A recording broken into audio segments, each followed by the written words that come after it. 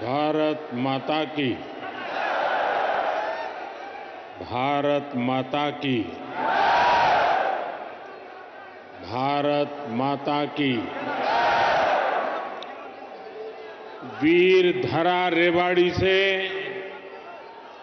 पूरे हरियाणा को राम राम।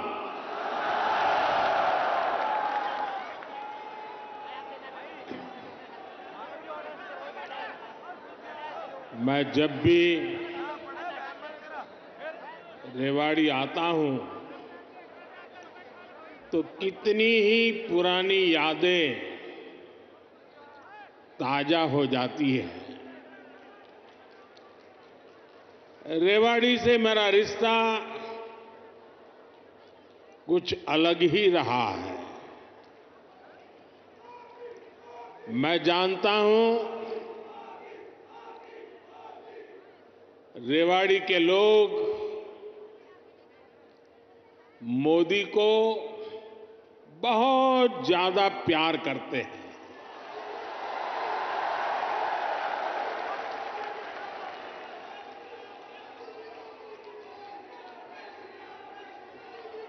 और अभी मेरे मित्र राव इंद्रजीत जी ने जैसे बताया,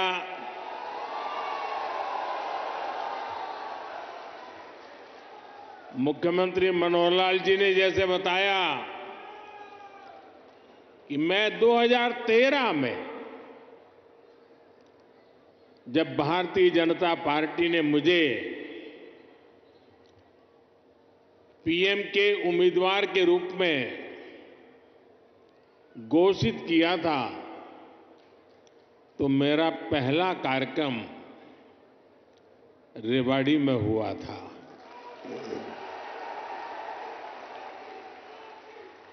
और उस समय रेवाड़ी ने 272 पार का आशीर्वाद दिया था और आपका वो आशीर्वाद सिद्धि बन गया।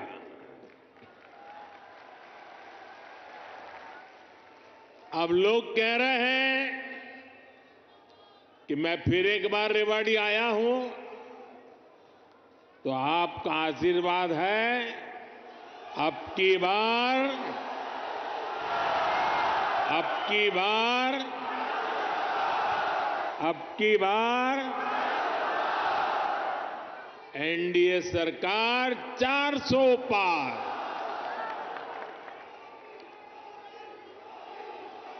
साथियों, लोकतंत्र में सीटों का महत्व तो है ही, लेकिन मेरे लिए उसके साथ साथ जनता जनार्दन का आशीर्वाद ये मेरे लिए बहुत बड़ी पूंजी है।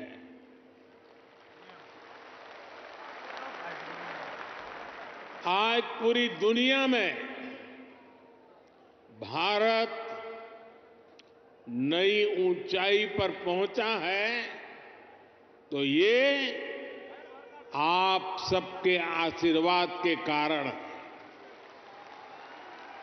ये आपके आशीर्वाद का कमाल है।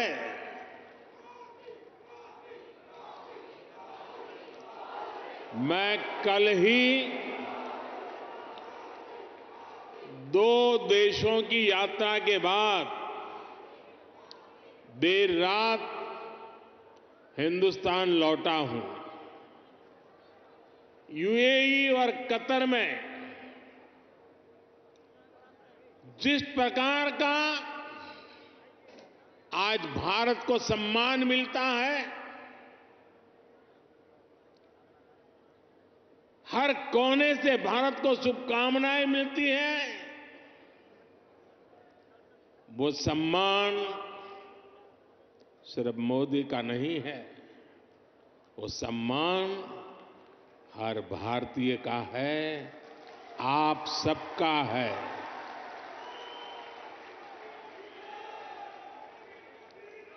भारत ने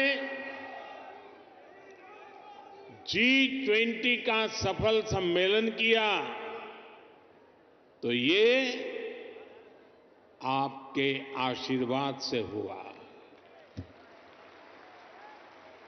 भारत का तिरंगा चंद्रमा पर वहां पहुंचा जहां कोई नहीं पहुंच सका, तो ये आपके आशीर्वाद से हुआ। 10 वर्षों में भारत 11वें नंबर से ऊपर उठकर 5वें नंबर की आर्थिक महाशक्ति बना, ये भी आपके आशीर्वाद से हुआ।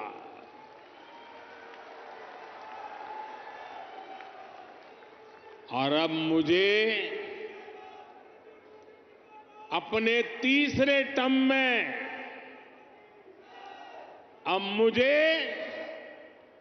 आने वाले सालों में भारत को दुनिया की तीसरी सबसे बड़ी आर्थिक ताकत बनाने के लिए आपके आशीर्वाद चाहिए।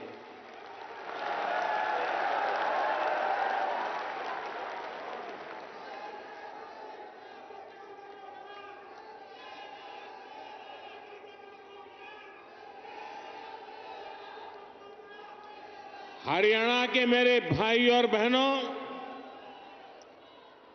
विकसित भारत बनाने के लिए हरियाणा का विकसित होना भी बहुत जरूरी है। और हरियाणा तभी विकसित होगा जब यहां आधुनिक सड़कें बनेगी। हरियाणा तभी विकसित होगा जब यहां रेलवे का आधुनिक नेटवर्क होगा।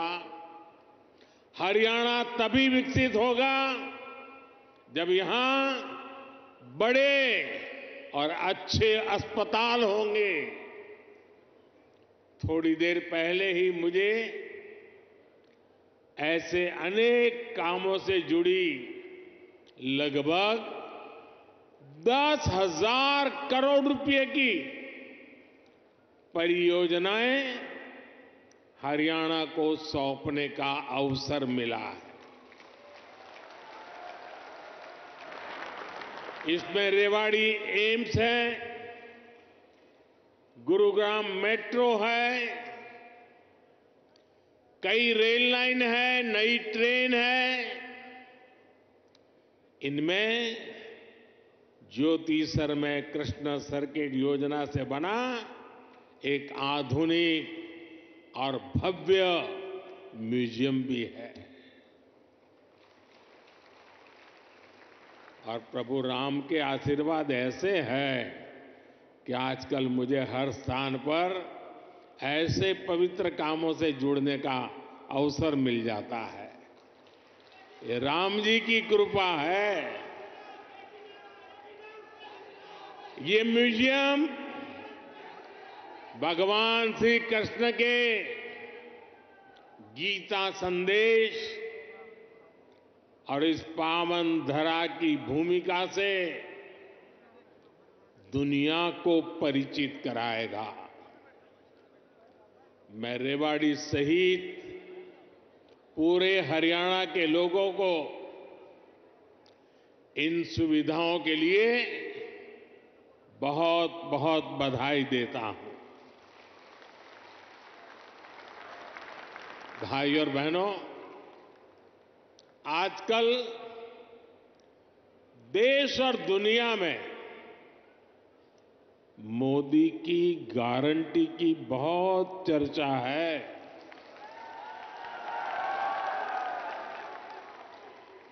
और रेवाड़ी तो मोदी की गारंटी का सबसे पहला गवाह है।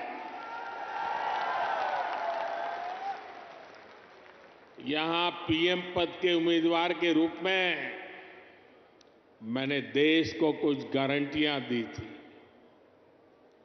देश की इच्छा थी कि दुनिया में भारत की साख बढ़े। ये हमने करके दिखाया। देश की इच्छा थी कि अयोध्या में प्रभु राम का भव्य मंदिर का निर्माण हो। आज पूरा देश भव्य राम मंदिर में विराजे रामलला के दर्शन कर रहा है। और तो और कांग्रेस के लोग, जो लोग हमारे भगवान राम को काल्पनिक बताते थे, जो कभी नहीं चाहते थे कि अयोध्या में प्रभु राम का मंदिर बने, वो भी अब जय सिया राम बोलने लगे हैं।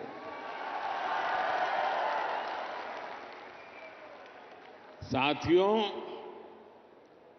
कांग्रेस ने दशकों तक जम्मू कश्मीर से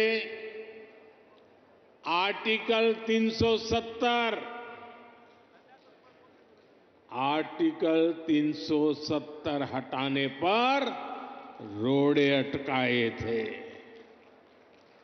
मैंने आपको गारंटी दी थी कि जम्मू कश्मीर से आर्टिकल 370 हटाकर रहूंगा। आज कांग्रेस की लाख कोशिश के बावजूद आर्टिकल 370 इतिहास के पन्नों में खो गया है। आज जम्मू कश्मीर में महिलाओं, दलितों, पिछड़ों, आदिवासियों को उनके हक मिलने लगे हैं। इसलिए ही तो लोगों ने एक और संकल्प लिया है और जनता जनार्दन कह रही है, आप लोग कह रहे हैं, जिसने 370 हटाया,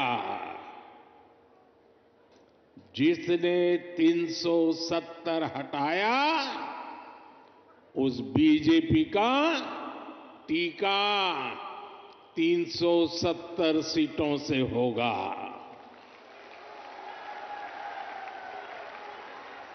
बीजेपी के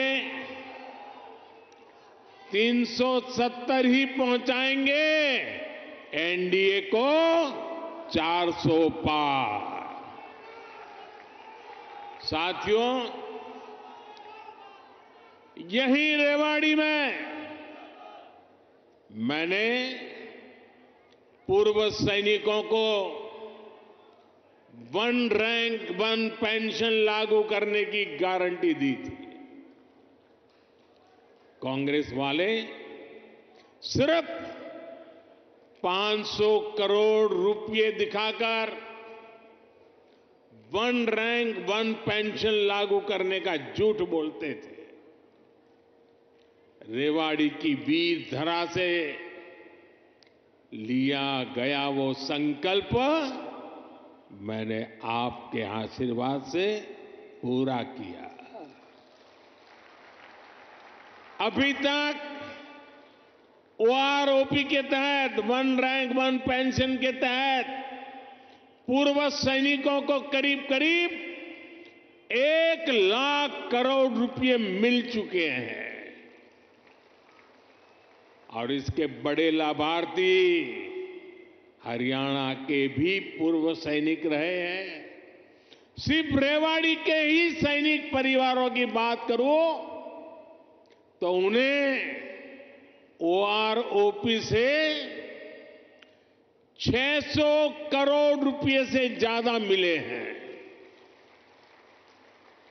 आप मुझे बताइए, जितना पैसा रेवाड़ी के सैनिक परिवारों को मिल रहा है, उससे भी कम कांग्रेस ने पूरे देश के पूर्व सैनिकों के लिए बजट में रखा था, सिर्फ 500 करोड़। ऐसे झूठ और धोखेबाजी के कारण ही कांग्रेस को देश ने नकार दिया है। साथियों, मैंने रेवाड़ी वासियों को, हरियाणा के परिजनों को यहां एम्स बनाने की भी गारंटी दी थी। आज यहां एम्स के निर्माण की प्रक्रिया शुरू हो गई है और हमारे राव इंद्रजीत तो इस काम के लिए लगातार, वो बोलते कम है लेकिन जो तय करे उसके पीछे लगे रहते हैं। आज एम्स का शिलान्यास हुआ है तो मेरी गारंटी की, और मैं आपको कहूंगा कि आज उसका शिलान्यास किया है और लोकार्पण भी हम ही करेंगे।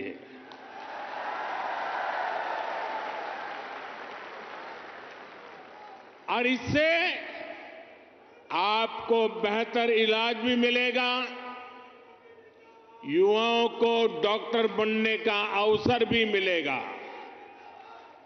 और रोजगार, स्वरोजगार के भी अनेक अवसर बनेंगे। रेवाड़ी में देश का 22वां एम्स बन रहा है।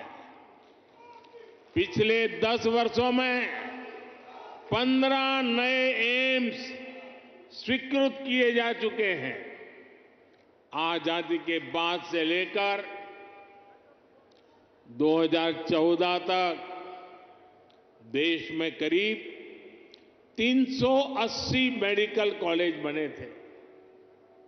बीते 10 वर्षों में 300 से अधिक नए मेडिकल कॉलेज बने हैं। हरियाणा में भी हर जिले में कम से कम एक मेडिकल कॉलेज बनाने का काम तेजी से चल रहा है। साथियों, मैं ऐसी अनेक गारंटियां गिना सकता हूं जो देशवासियों के आशीर्वाद से पूरी हो चुकी है। लेकिन कांग्रेस का ट्रैक रिकॉर्ड क्या है? कांग्रेस का ट्रैक रिकॉर्ड देश की आधे से अधिक आबादी को दशकों तक छोटी छोटी जरूरतों से दूर रखना का है, तरसाने का है। कांग्रेस का ट्रैक रिकॉर्ड सिर्फ एक परिवार के हित को देश और देशवासियों के हित से ऊपर रखने का है। कांग्रेस का ट्रैक रिकॉर्ड इतिहास के सबसे बड़े घोटालों का है। कांग्रेस का ट्रैक रिकॉर्ड आतंकवाद और अलगाववाद को बढ़ावा देने का है। कांग्रेस का ट्रैक रिकॉर्ड सेना और सैनिक दोनों को कमजोर करने का है। ये बातें याद रखनी जरूरी है क्योंकि आज भी कांग्रेस की टीम वही है, नेता वही है, नीयत वही है और उन सब की निष्ठा एक ही परिवार के लिए है। तो नीति भी तो वही होगी जिसमें लूट है, भ्रष्टाचार है, बर्बादी है। साथियों, कांग्रेस सोचती है कि सत्ता में रहना उसका जन्मसिद्ध अधिकार है, इसलिए गरीब का ये बेटा जब से पीएम बना है, ये एक के बाद एक मेरे खिलाफ साजिशें करते जा रहे हैं। लेकिन ईश्वर रूपी जनता जनार्दन का आशीर्वाद मेरे साथ है। कांग्रेस की हर साजिश के सामने जनता जनार्दन ढाल बनकर खड़ी हो जाती है। जितना ज्यादा कांग्रेस साजिशें करती है, उतना ही ज्यादा जनता मुझे मजबूत करती है, अपना आशीर्वाद देती है।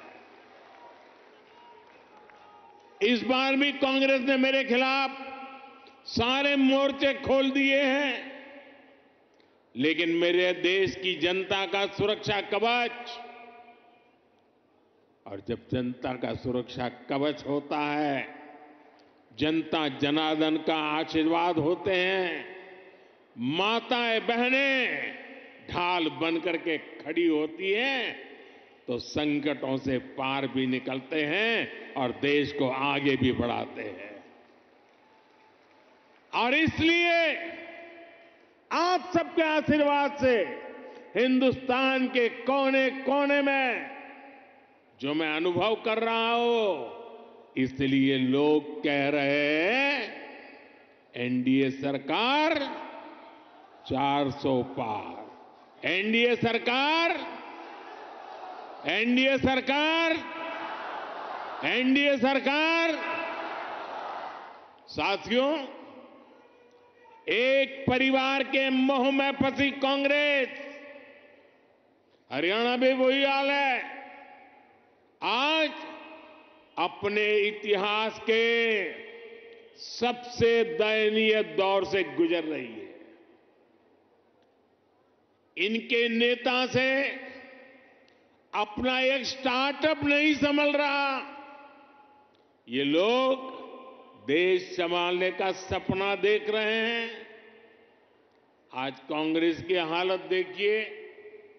कांग्रेस के पुराने नेता एक एक करके इनको छोड़कर जा रहे हैं। जिन्होंने कभी इनके साथ आने का इरादा किया था, वो भी इनसे भाग रहे हैं। आज स्थिति ये है कि कांग्रेस के पास अपने कार्यकर्ता तक नहीं बचे हैं। जहां कांग्रेस सरकार में है, वहां इनसे अपनी सरकारें भी नहीं संभल रही है। आज हिमाचल में लोगों को वेतन और पेंशन देने तक में मुश्किलें आ रही है। कर्नाटका में विकास की योजनाओं पर भी कांग्रेस सरकार काम नहीं कर पा रही है।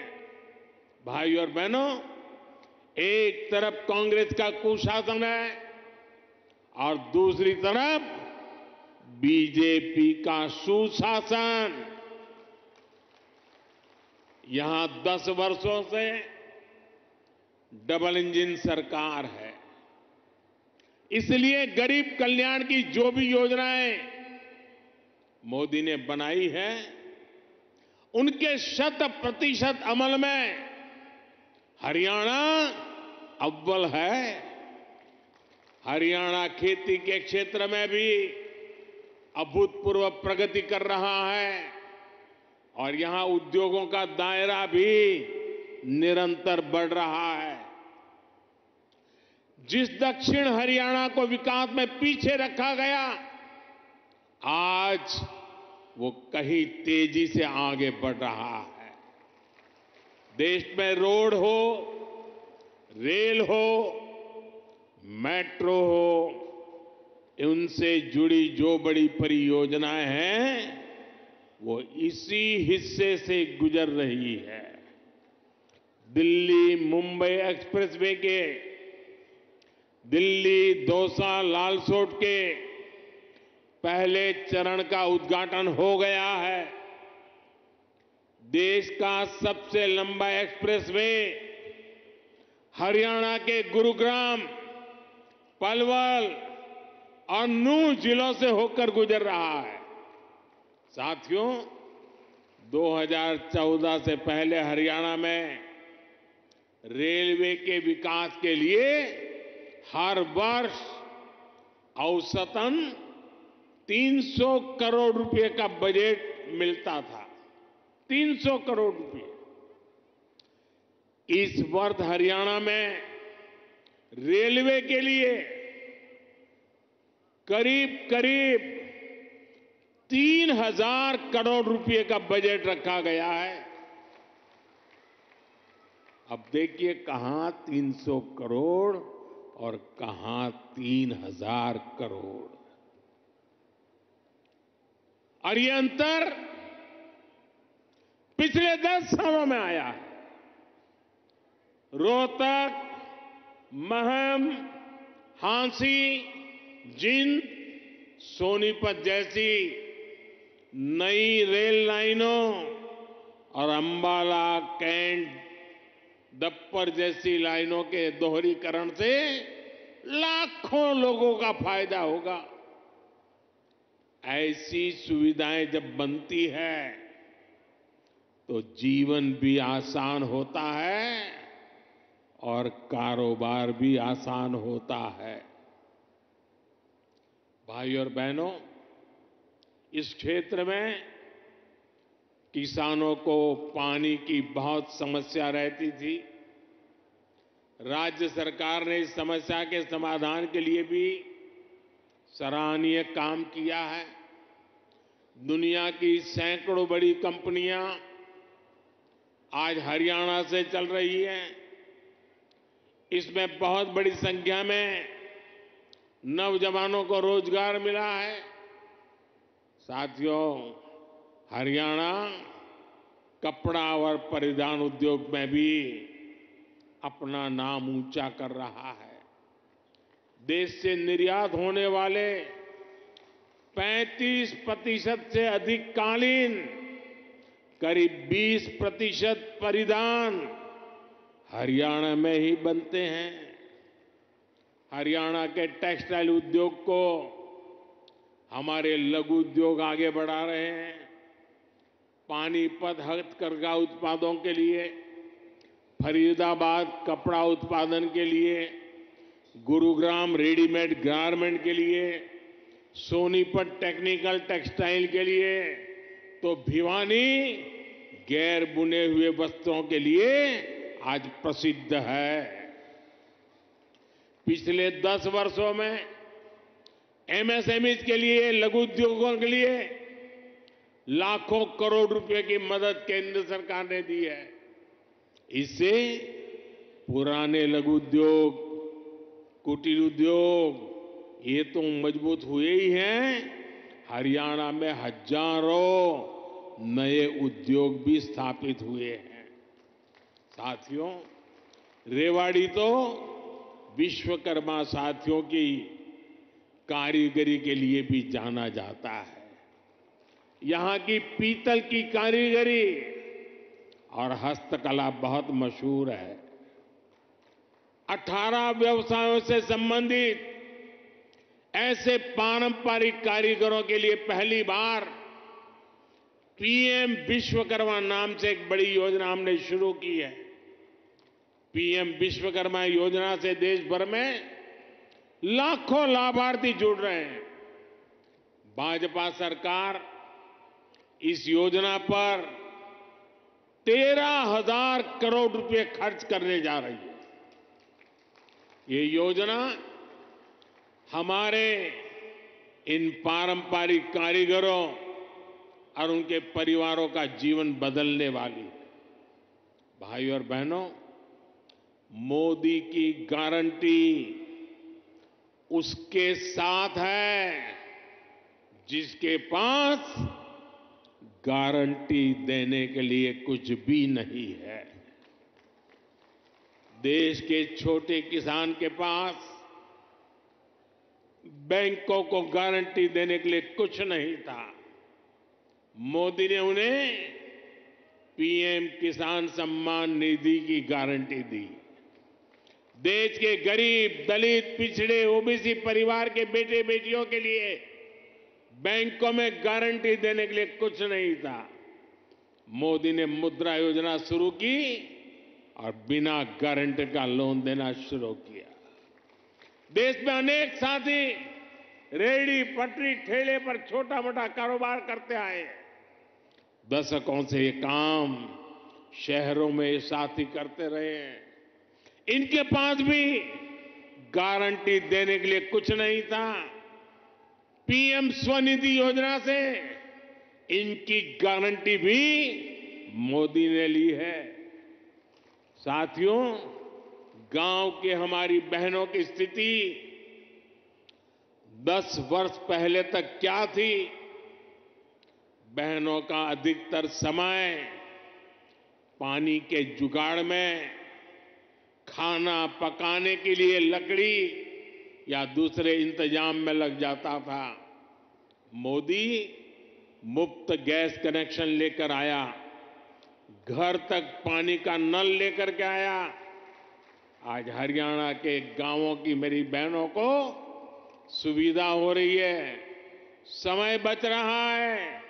यही नहीं, इस समय का उपयोग बहनें अपनी कमाई बढ़ाने के लिए कर पाए, इसका भी इंतजाम किया गया है। पिछले 10 वर्षों में देश भर में 10 करोड़ बहनों को हमने स्वयं सहायता समूहों से जोड़ा है। इसमें हरियाणा की भी लाखों बहनें हैं। बहनों के इन समूहों को लाखों करोड़ रुपए की मदद दी गई है। मेरी कोशिश यही है कि ज्यादा से ज्यादा बहनों को लखपति दीदी बना सकूं। अभी तक 1 करोड़ बहनें लखपति दीदी बन चुकी है। कुछ दिन पहले जो बजट हम लेकर आए हैं, उसमें 3 करोड़ बहनों को लखपति दीदी बनाने का लक्ष्य रखा गया है। हमने नमो ड्रोन दीदी योजना भी शुरू की है। इसके तहत बहनों के समूहों को ड्रोन चलाने की ट्रेनिंग दी जाएगी और ड्रोन दिए जाएंगे। ये ड्रोन खेती के काम में आएंगे और इससे बहनों को अतिरिक्त कमाई होगी। साथियों, हरियाणा अद्भुत संभावनाओं का राज्य है। मैं हरियाणा के फर्स्ट टाइम वोटर्स को, जो पहली बार मतदान करने वाले हैं, जो 18, 20, 22 साल की उम्र के हैं, उनको विशेष रूप से कहूंगा कि आपका भविष्य बहुत उज्जवल होने वाला है। डबल इंजन सरकार आपके लिए विकसित हरियाणा बनाने में जुटी है। टेक्नोलॉजी से टेक्सटाइल तक, टूरिज्म से ट्रेड तक, हर सेक्टर में रोजगार के नए अवसरों के लिए हम प्रयासरत हैं। आज पूरा विश्व भारत में निवेश के लिए उत्सुक है और निवेश के लिए हरियाणा एक उत्तम राज्य बनकर उभर रहा है। और निवेश बढ़ने का मतलब है कि नौकरी के नए अवसर भी बढ़ रहे हैं। इसलिए डबल इंजन की सरकार को आपका आशीर्वाद ऐसे ही मिलता रहे, ये बहुत जरूरी है। एक बार फिर आपको एम्स के लिए हजारों करोड़ रुपए की परियोजनाओं के लिए मेरी तरफ से बहुत बहुत बधाई। मेरे साथ बोलिए, भारत माता की, भारत माता की, भारत माता की। बहुत बहुत धन्यवाद। देवियों से